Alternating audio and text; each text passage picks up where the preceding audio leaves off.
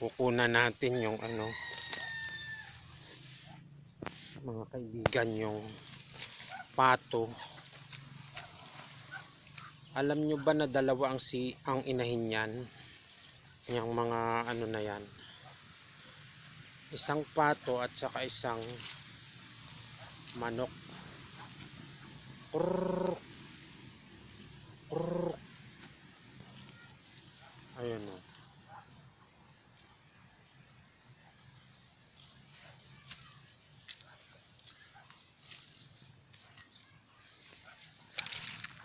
Dalawang inahin, isang pato at saka isang manok. Nung isang araw ko napansin yan eh. Ayan o.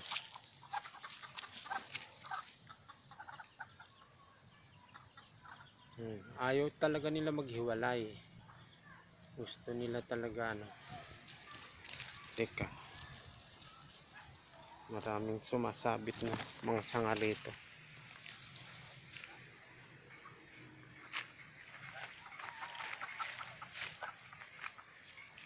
Dalawang inahin talaga eh, oh. Kahit saan pumunta yung mga sisiw ng pato, kasama-sama pa rin yung inahin. Grabe no. Galing. Ayan ha, kahit saan pumunta sila.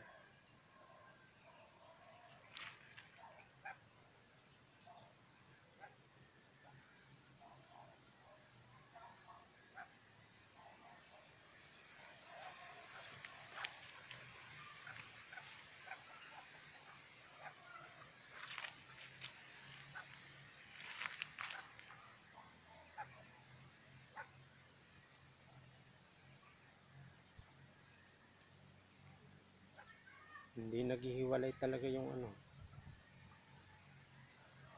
Siguro nilimliman niya yan, tapos nilimliman din ng manok.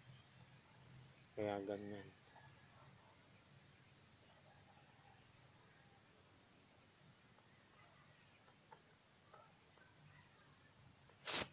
Yun naman tinatawag nung inahing manok. Malapit din yung yung mga sisiw. Sandali ha. Ngayon pa natin yung picture para ma-verify pa natin talaga kung talagang totoo. Ayun o. Yung inahing manok, inahing pato. Ang anak nila, puro pato. Galing. Natatakot eh. Okay. Good luck sa inyong mga sisiw ha. Huwag nyo pababayaan yung dalawang nanay nyo. Galing eh. Ang galing eh. Tingnan nyo mga kaibigan, di ba? Ang galing nung ano. Ang galing. I-upload ko ito sa aking video. Actually, ito, mga mangga. Tapos, may mga nyog na mga tanim.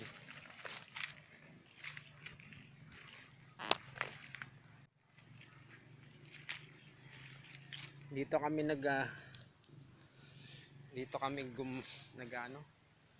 nagwa-wifi. May wifi dito eh. At the same time, farming to. Papakita ko sa inyo dito. Dito kami naka-pwesto.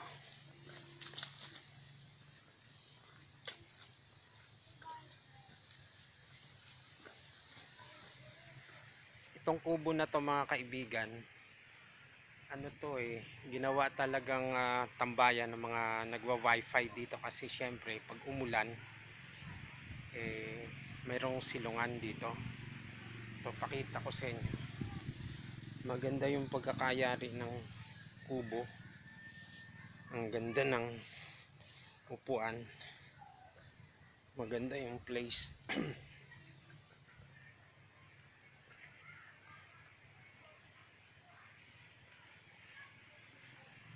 Ang ganda. Galing. Native talaga yung dating ng ano, ng kubo rito. Malamig pag nandun ka sa loob.